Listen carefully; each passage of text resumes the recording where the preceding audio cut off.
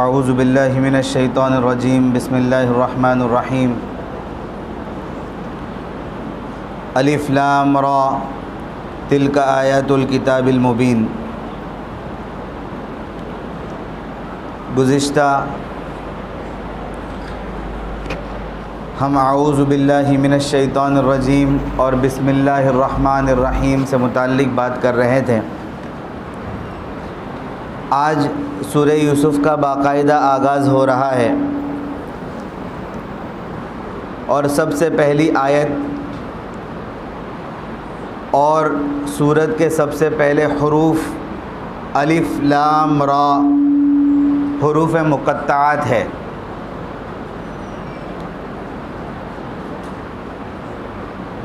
ہم جانتے ہیں کہ قرآن کریم کی 29 سورتوں کے شروع میں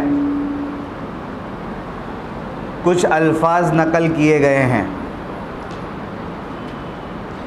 جیسے سب سے پہلے سورہ فاتحہ ختم ہوتے ہی سورہ بقرہ شروع ہوتی ہے اور سورہ بقرہ کے شروع میں الف لام میم یہ 3 حروف آتے ہیں۔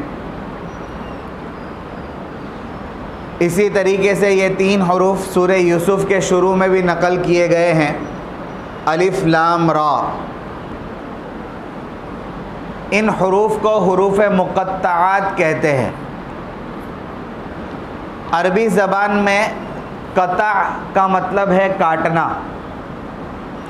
اور ان حروف کو حروف مقطعات اس وجہ سے کہتے ہیں کیونکہ ان حروف کو کاٹ کاٹ کر پڑھا جاتا ہے، یعنی الف لام میم اس طریقے سے لکھا ہے تو علم ہم نہیں پڑھتے ہیں، بلکہ الف کو الگ پڑھتے ہیں، لام کو الگ پڑھتے ہیں اور میم کو الگ پڑھتے ہیں۔ اسی طریقے سے یہاں پر الف لام را ہے تو الف کو الگ پڑھیں گے، لام کو الگ پڑھیں گے اور را کو الگ پڑھیں گے۔ تو ان حروف کو کیونکہ کاٹ کاٹ کر الگ الگ پڑھا جاتا ہے، اسی لیے ان حروف کو حروف مقطعات کہتے ہیں۔ ویسے تو ہم جانتے ہیں کہ قرآن کریم ایک ایسی کتاب ہے کہ دنیا میں اس کتاب کی جتنی تفسیریں لکھی گئی ہے، پوری دنیا میں اور کسی کتاب کی اتنی تفاسیر یا اتنے مطالب کو بیان نہیں کیا گیا ہے۔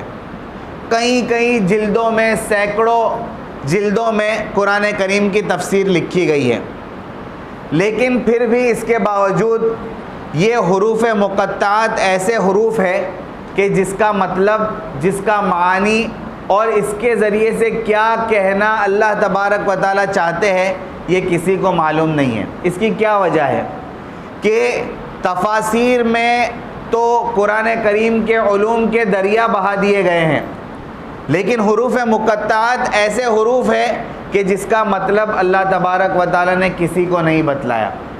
اس کی کیا وجہ ہے؟ مفسرین نے اس کے بارے میں لکھا ہے کہ اس کی صحیح مراد سے صرف اللہ تعالیٰ ہی واقف ہے، اللہ تعالیٰ کے علاوہ اور کوئی اس سے واقف نہیں ہے۔ اس کے ذریعے سے عقل مندوں کا امتحان ہے، عقل مندوں کا اس کے ذریعے سے امتحان لیا جاتا ہے۔ وہ کیسے؟ اصل میں انسانی عقل جو ہے، انٹلیکچوئل جو اللہ تبارک و تعالیٰ نے انسان کو دیا ہے، وہ ایک ایسی چیز ہے جو کہیں پر بھی تھمنا نہیں چاہتی ہے، کہیں پر بھی رکنا نہیں چاہتی ہے۔ انسانی عقل کی کوئی لگام نہیں ہے۔ جب انسانی عقل کو کھلا چھوڑ دیا جاتا ہے تو وہ سرپٹ دوڑتی جاتی ہے، دوڑتی جاتی ہے، دوڑتی جاتی ہے اور کہیں پر رکنا نہیں چاہتی۔ یہ انسانی عقل کا خاصہ ہے۔ اللہ تبارک و تعالیٰ نے حروف مقطعات کے ذریعے سے انسانی عقل پر ایک روک لگا دی ہے۔ اس کو مفسرین اکرام نے جن الفاظ میں نقل کیا ہے، میں ہو بہو ان الفاظ کو نقل کرتا ہوں۔ مفسرین لکھتے ہیں، خاص کر حضرت مولانا خالد سیف اللہ رحمانی اپنی تفسیر آسان قرآن میں لکھتے ہیں، نادان کا امتحان یہ ہوتا ہے کہ اس کو تحقیق اور جستجو کا حکم دیا جاتا ہے۔ جو نادان ہوتا ہے اس کو کسی کام کی تحقیق اور جستجو کا حکم دیا جاتا ہے کہ تو اس کی تحقیق کرتا رہ لیکن دانا اور عقلمند کا امتحان یہ ہوتا ہے کہ اس کے فکر اور تدبر کے لیے سرحد مقرر کر دی جاتی ہے. یہ تھوڑی اوپر کے لیول کی بات ہے لیکن سمجھنا ہو تو آسان ہے. آسان لفظوں میں یہ کہا جاتا ہے کہ انسانی عقل کو قید کیا گیا ہے ان حروف کے ذریعے سے کہ اللہ تبارک و تعالیٰ بتلانا چاہتا ہے کہ انسان کتنی ہی زیادہ تحقیق کر لے، جستجو کر لے، لیکن کچھ چیزیں ایسی ہے کہ وہ اللہ تبارک و تعالیٰ کے علم میں محفوظ ہے اور اللہ تبارک و تعالیٰ نے اس کا علم کسی کو نہیں بتلایا. انہی میں سے ایک حروف مقطعات ہے، یعنی اللہ تبارک و تعالیٰ نے حروف مقطعات کا جو مطلب ہے یہ خود اپنے پاس رکھا ہے، اپنے علاوہ کسی کو نہیں بتلایا ہے. تو یہ حروف مقطعات ہے. اس کے علم پر اب ایک آسان سی بات سمجھنے والی یہ ہے کہ جس چیز کے بارے میں انسان کو یہ کہا جاتا ہے کہ بھائی یہ نہیں کرنا ہے، اس کی طرف انسان کا دل اور دماغ زیادہ مائل ہو جاتا ہے. عربی زبان میں اس کے لیے ایک محاورہ کہا جاتا ہے الانسان حریص لما منع، کہ جس چیز سے اس کو روکا گیا ہو اس کی طرف اس کا دماغ زیادہ جاتا ہے. کسی چیز کے بارے میں کہیں کہ بھائی یہ نہیں کرنا ہے تو اس کا دماغ وہ کرنے کی طرف زیادہ جائے گا.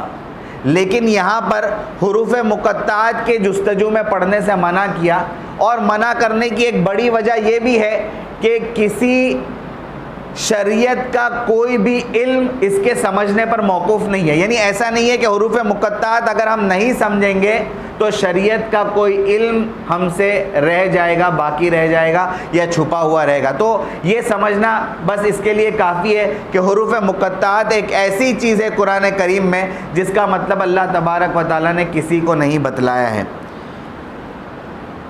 اور مفسرین کرام نے لکھا ہے کہ ہر کتاب کے کچھ راز ہوتے ہیں، اور قرآن کریم کا جو راز ہے وہ حروف مقطعات ہے. 29 صورتوں کے شروع میں لکھا گیا ہے، اور اتفاق سے عربی زبان کے جو الفابیٹس ہیں وہ بھی 29 ہے. الف سے لے کر یا تک آپ الفابیٹس کو شمار کریں گے تو یہ بھی 29 ہے. اور 29 صورتوں کے شروع میں جو ہے یہ حروف مقطعات کو لکھا گیا ہے. کہیں پر یہ حروف مقطعات ایک ایک ہے، جیسے کہ صاد، یہ حروف مقطعات ہے صرف ایک ہی ہے. کہیں پر ہے قاف، یہ بھی حروف مقطعات ہے صرف ایک ہی ہے. کہیں پر ہے نون، یہ بھی حروف مقطعات ہے صرف ایک ہی ہے. کہیں پر حروف مقطعات دو دو لکھے گئے ہیں، جیسے کہ طٰ، یاسین، یہ حروف مقطعات ہے، دو ہے. اسی طریقے سے حامیم، یہ بھی حروف مقطعات ہے اور دو ہے. کہیں پر حروف مقطعات تین تین ہیں، جیسے کہ یہاں پر الف لام را، ٹھیک ہے، الف لام میم یہ تین ہے، الف لام را یہ تین ہے. اسی طریقے سے تا سین میم، اسی طریقے سے عین سین قاف، یہ تین تین ہے. کہیں پر حروف مقطعات چار چار ہے، جیسے کہ الف لام میم صاد، اور اسی طریقے سے الف لام میم را. اور کہیں پر حروف مقطعات 5 ہے، کاف، ہا، یا، عین، صاد. تو کہنے کا مطلب یہ ہے کہ حروف مقطعات 29 صورتوں کے شروع میں ہے، کہیں پر ایک ایک ہے، کہیں پر دو دو ہے، کہیں پر تین تین ہے، کہیں پر چار چار ہے، اور کہیں پر 5 ہے. اتنا سمجھنا حروف مقطعات کے بارے میں جو ہے کافی ہے. بعض کا کہنا ہے کہ یہ قرآن کریم کا نام ہے. قرآن کریم کے بہت سارے نام ہیں، تو الف لام میم یا طٰ یا یاسین یہ بھی قرآن کریم کا نام ہے، یہ بعض نے کہا ہے. بعض لوگوں کا یہ کہنا ہے کہ یہ سورتوں کے نام ہیں، جیسے کہ ہم یاسین جو کہتے ہیں یہ سورت کا نام ہے اور یہ حروف مقطعات بھی ہے. تو جس طریقے سے طٰ یا یاسین کو صورتوں کا نام کہہ دیا گیا ہے حروف مقطعات کی وجہ سے، بعض کا کہنا ہے کہ تمام جن صورتوں کے شروع میں حروف مقطعات ہے یہ ان صورتوں کے نام ہیں. خیر، یہی حروف مقطعات کی مختصر سی تفسیر ہے. اور بھی کچھ لوگوں نے بعض چیزیں حروف مقطعات کے متعلق ذکر کی ہے. ان هذه الحروف ثناء اثنى اللہ عز وجل علی نفسہ. بعض نے کہا ہے کہ حروف مقطعات یہ اللہ کی تعریف کے لیے ہے، اور اللہ تبارک و تعالیٰ نے اس کے ذریعے سے کیا تعریف کی ہے اپنے لیے یہ صرف اللہ تبارک و تعالیٰ جانتا ہے. اور بعض نے کہا ہے کہ یہ اللہ تبارک و تعالیٰ کے ناموں میں سے کچھ نام ہے، جیسے کہ بعض نے کہا کہ صورتوں کے نام ہے، اس طریقے سے بعض نے کہا کہ یہ اللہ تبارک و تعالیٰ کے نام ہے اور اللہ تبارک و تعالیٰ کی صفات ہے۔ تو یہ حروف مقطعات ہے۔ اس کے بعد قرآن کریم کی جو آیت سب سے پہلی سورہ یوسف میں ذکر کی گئی، الف لام را تلک آیات الکتاب المبین، کہ یہ کتاب مبین کے آیات ہیں۔ اب یہ کتاب مبین ہم سب جانتے ہیں کہ اس سے قرآن مراد ہے، قرآن کریم، یعنی سب سے پہلی سورہ یوسف کی آیت میں قرآن کریم کو کتاب مبین کے نام سے یاد کیا گیا۔ اب جہاں پر قرآن کریم کا مطلب آیا، قرآن کریم کا نام آیا، ہم قرآن کریم کی مختصر تفسیر کو دیکھ لیتے ہیں کہ قرآن کریم ایک ہی ساتھ اگر ہم سمجھنا چاہیں کہ کیا ہے تو اس کو بیان کیا گیا ہے۔ مفسرین لکھتے ہیں قرآن پاک کی سب سے پہلے تو 114 صورتیں ہیں۔ قرآن پاک کی آیات کو اگر شمار کیا جائے تو 6323 آیات قرآن کریم میں کل ہے۔ بعض نے 6666 آیت بھی کہی ہے، لیکن صحیح قول 6323 آیات کا ہے۔ اب یہ فرق کیوں ہو گیا آیات میں؟ یہ آیات میں بعض 6666 کہہ رہے، بعض 323 کہہ رہے، اس میں فرق کیوں ہو گیا؟ فرق کی یہ وجہ بتلائی گئی ہے کہ قرآن کریم کی بعض آیات لمبی لمبی ہیں، تو جن لوگوں نے 6323 آیتیں کہی ہے، انہوں نے ان لمبی آیتوں کو اپنی حالت پر باقی رکھا ہے، اور جو حضرات 6666 آیتیں کہتے ہیں انہوں نے ان بڑی آیتوں کو 2 حصوں میں تقسیم کر دیا ہے، تو آیات کی تعداد بڑھ جائے گی۔ مکی صورتیں 86 ہے، ہم نے پہلے بھی سنا، اور مدنی صورتیں 28 ہیں۔ قرآن کریم کے کلمات کل کتنے ہیں؟ قرآن کریم کے کلمات ٹوٹل 77,932 ہے، 77,932 کلمات قرآن کریم میں ہیں۔ قرآن کریم میں حروف کتنے ہیں؟ کتنے حروف ہے ٹوٹل قرآن کریم میں؟ تو مفسرین لکھتے ہیں 3,32,015 3,32,015 حروف کل قرآن کریم میں ہے۔ پارے 30 ہے، احزاب 7 ہے، اور سجدے ایک قول کے مطابق 14 اور ایک قول کے مطابق 15 ہے۔ سب سے بڑی سورت قرآن کریم کی سورہ بقرہ ہے، سب سے چھوٹی سورت قرآن کریم کی سورہ کوثر ہے، انا اعطیناک الکوثر۔ قرآن کریم کتنے سال میں نازل ہوا؟ اس کی صحیح مدت جو ہے وہ 22 سال 5 مہینے 14 دن، 22 سال 5 مہینے 14 دن، لیکن عام طور پر ہم نے مقررین کے بیان میں سنا ہے کہ کہتے ہیں 23 سال میں قرآن کریم نازل کیا، یہ راؤنڈ فگر کے اعتبار سے کہتے ہیں، ورنہ صحیح مدت قرآن کریم کے نازل ہونے کی 22 سال 5 مہینے اور 14 دن ہے۔ سب سے پہلی وحی قرآن کریم کی ہم سب جانتے ہیں اقرا کی 5 سورہ علق کی جو ہے 5 ابتدائی آیت ہے، اقرا بسم ربک الذی خلق خلق الانسان من علق اقرا وربک الاکرم الذی علم بالقلم علم الانسان ما لم یعلم۔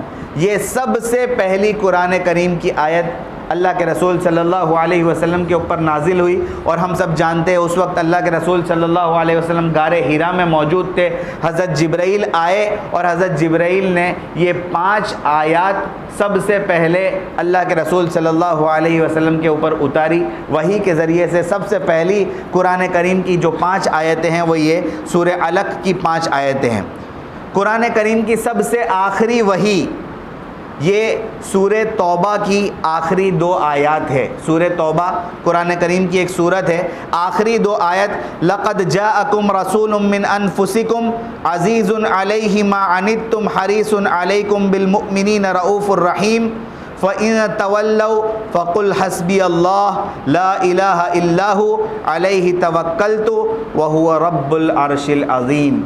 یہ قرآن کریم کی آخری وحی اور آخری آیات ہے، جس کے بعد پھر وحی کا سلسلہ دنیا سے منقطع ہو گیا۔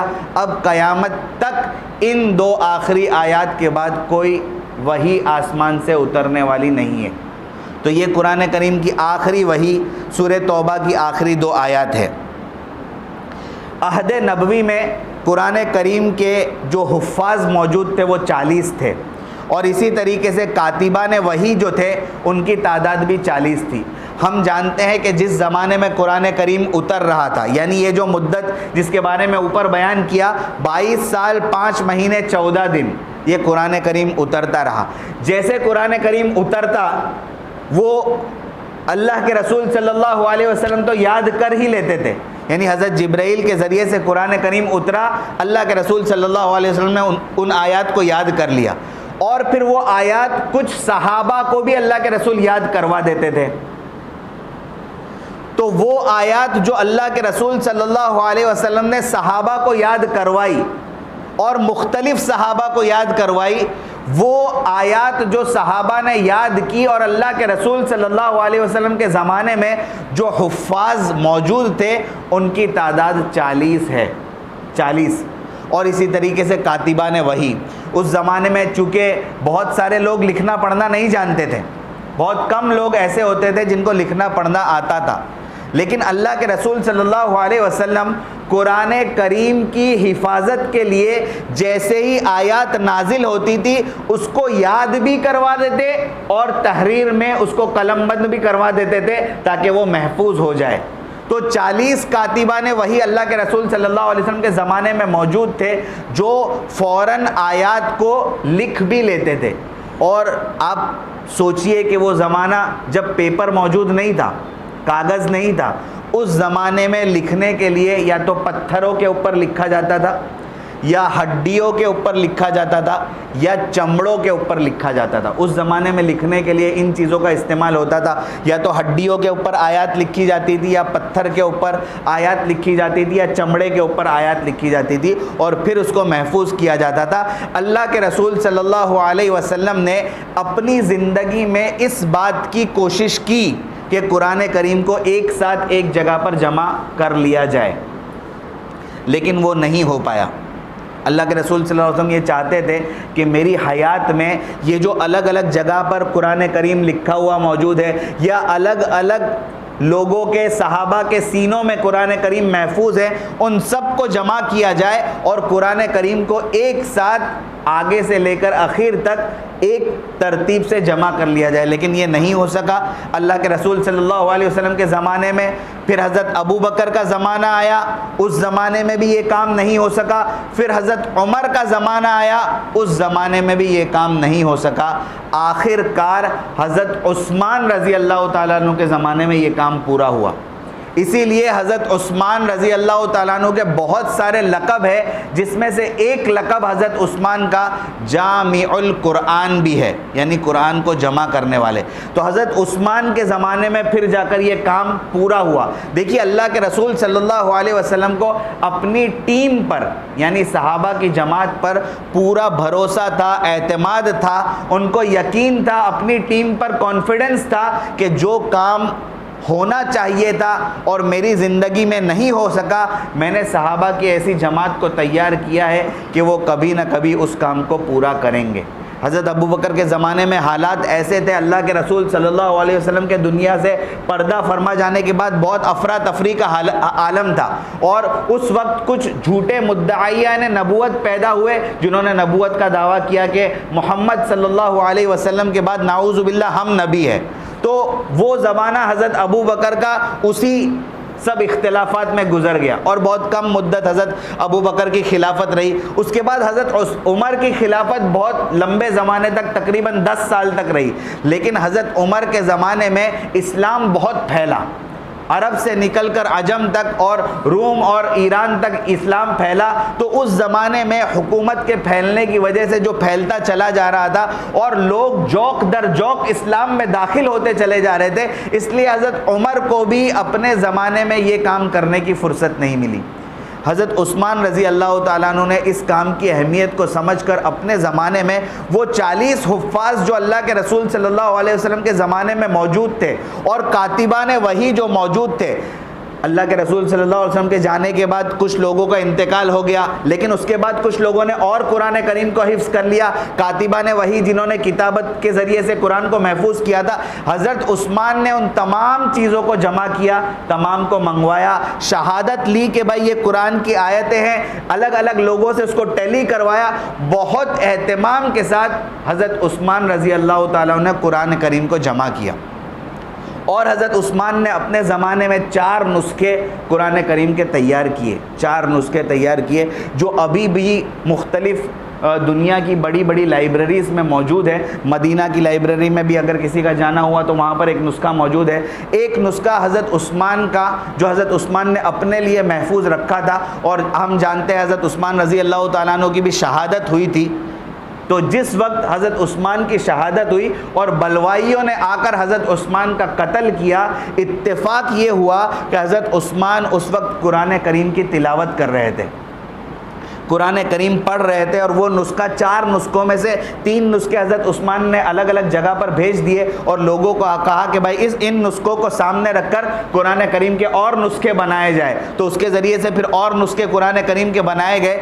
ایک نسخہ خاص حضرت عثمان نے اپنے لیے رکھا تھا جس کو حضرت عثمان پڑھتے رہتے تھے، اور عین شہادت کے وقت حضرت عثمان جب ان کی شہادت ہوئی تو وہ قرآن کریم کی تلاوت کر رہے تھے، اور جب آپ کو قتل کیا گیا تو خون کے کچھ قطرے اس قرآن کے نسخے پر بھی پڑے، اور اب تک حضرت عثمان کا جو قرآن کا نسخہ موجود ہے اس کے اوپر حضرت عثمان کا خون موجود ہے۔ تو حضرت عثمان کے بارے میں کہا جاتا ہے کہ حضرت عثمان رضی اللہ تعالیٰ عنہ کی شہادت کی گواہی خود قرآن دے گا، کیونکہ قرآن پڑھتے پڑھتے حضرت عثمان کی شہادت ہوئی، تو حضرت عثمان کی شہادت کی گواہی خود قرآن دے گا کہ آپ کے خون کے قطرے جو ہے قرآن کریم پر موجود ہے۔ تو خیر، یہ قرآن کریم کے بارے میں بہت ساری الگ الگ چیزیں تھیں، اعداد و شمار کے اعتبار سے قرآن کریم کو ہم نے دیکھا کہ کتنی سب مختلف چیزیں قرآن کریم کے بارے میں ہیں۔ ایک اہم چیز قرآن کریم کے بارے میں یہ ہے کہ قرآن کریم کو اللہ تبارک و تعالیٰ نے 3 مرحلوں میں نازل کیا۔ قرآن کریم جو ہے 3 مرحلوں میں نازل ہوا۔ سب سے پہلے قرآن کریم اللہ کی ذات سے نکل کر لوح محفوظ پر نازل ہوا۔ سب سے پہلے قرآن کریم اللہ کی ذات سے نکل کر لوح محفوظ پر نازل ہوا۔ دوسرا مرحلہ قرآن کریم کے نزول کا آسمانی دنیا کی طرف نازل ہوا، جس کا تذکرہ انا انزلناہ فی لیلۃ القدر میں ہے، کہ دوسری مرتبہ جو دوسرا مرحلہ ہے یہ آسمانی دنیا پر نازل ہوا۔ اور تیسرا مرحلہ قرآن کریم کے نزول کا یہی ہے جو 23 سال کی مدت میں حضرت جبرائیل کے ذریعے سے اللہ کے رسول صلی اللہ علیہ وسلم پر نازل ہوا۔ تو یہ قرآن کریم کے نزول کے 3 مرحلے ہیں۔ پہلا مرحلہ لوح محفوظ پر، دوسرا مرحلہ آسمانی دنیا پر، اور تیسرا مرحلہ جو ہے یہ اللہ کے رسول صلی اللہ علیہ وسلم پر حضرت جبرائیل کے ذریعے سے نازل ہوا۔ اب نزول قرآن کی کیفیت، یعنی یہ جب نازل ہوتا تھا قرآن کریم تو کیسے نازل ہوتا تھا، تو اس کے بارے میں مفسرین کرام نے لکھا ہے کہ کبھی کبھی قرآن کریم کو اللہ تبارک و تعالیٰ نے ڈائریکٹ اللہ کے رسول صلی اللہ علیہ وسلم کو عطا کیا، اور اس کی ایک مثال دی جاتی ہے کہ جب معراج کا موقع تھا اور اللہ کے رسول صلی اللہ علیہ وسلم کو اللہ تبارک و تعالیٰ نے 7 آسمانوں کا سفر کرا کر، جنت اور جہنم کا سفر کرا کر، سدرۃ المنتہا سے آگے لے جا کر اپنے عرش کے قریب جب بلایا، بالکل سامنے اللہ کے رسول صلی اللہ علیہ وسلم سامنے کھڑے ہیں اور اللہ تبارک و تعالیٰ سامنے موجود ہے، حبیب اور محبوب دونوں آمنے سامنے ہیں، اس وقت اللہ کے رسول صلی اللہ علیہ وسلم کو 3 انعامات دیے گئے، 3 انعامات دیے گئے، جس میں سے ایک انعام تھا سورہ بقرہ کی آخری آیات۔ سورہ بقرہ کی آخری آیات، 3 انعامات جو دیے گئے اس میں سے سورہ بقرہ کی آخری آیات جو ہے اللہ تبارک و تعالیٰ نے اللہ کے رسول صلی اللہ علیہ وسلم کو ڈائریکٹ دی، یعنی آمنے سامنے۔ دوسرا انعام 5 نمازیں، جس کے بارے میں ہم جانتے ہیں 5 نمازیں دی گئی اس وقت۔ اور تیسرا انعام سفارش، جو اللہ کے رسول صلی اللہ علیہ وسلم اپنی امتیوں کے لیے قیامت کے دن فرمائیں گے۔ یہ 3 انعامات اس وقت معراج کے موقع پر اللہ کے رسول صلی اللہ علیہ وسلم کو دیے گئے۔ تو خیر یہاں پر نزول قرآن اور کیفیت کے بارے میں بات چل رہی ہے کہ کچھ آیتیں اللہ کے رسول صلی اللہ علیہ وسلم کو اللہ تبارک و تعالیٰ نے ڈائریکٹ دی، جیسے کہ سورہ بقرہ۔ دوسری کیفیت ہے حضرت جبرائیل علیہ السلام کے ذریعے سے قرآن کریم اتارا گیا، لیکن حضرت جبرائیل علیہ السلام کے ذریعے سے جو قرآن کریم اتارا گیا اس کے بھی 2 طریقے تھے۔ ایک، کبھی کبھی حضرت جبرائیل نے اپنی اصل شکل میں آ کر قرآن کریم اللہ کے رسول صلی اللہ علیہ وسلم کو دیا، اور دوسری کیفیت، کبھی کبھی حضرت جبرائیل اپنی اصل شکل میں نہیں آتے تھے بلکہ کسی صحابی کی شکل اختیار کر کے آتے تھے اور وہی اللہ کے رسول صلی اللہ علیہ وسلم تک پہنچاتے تھے۔ اور وہ کن صحابہ کی شکل میں حضرت جبرائیل آتے تھے اس کے بارے میں بھی کتابوں میں لکھا ہے۔ ایک صحابی کا نام اکثر و بیشتر آتا ہے جن کا نام کتابوں میں لکھا گیا ہے حضرت دحیہ کلبی۔ یہ بہت خوبصورت صحابی تھے اور اکثر حضرت جبرائیل علیہ السلام جب انسانی شکل میں وہی پہنچانے کا کام کرتے تھے تو حضرت دحیہ کلبی کی شکل میں آتے تھے۔ اب 2 چیزیں یہاں پر باقی رہتی ہے، ایک تو لوح محفوظ، اس کی کیا تحقیق ہے؟ لوح محفوظ اصل میں کیا ہے؟ قرآن کریم اللہ کی ذات سے نکل کر سب سے پہلے لوح محفوظ کے اوپر اترا، تو یہ لوح محفوظ کیا ہے؟ اور دوسرا حضرت جبرائیل علیہ السلام کی اصل شکل کیا تھی؟ یہ 2 چیزیں انشاءاللہ اس کے بارے میں ہم آئندہ بات کریں گے۔ آمین۔ وآخر دعوانا الحمدللہ رب العالمین۔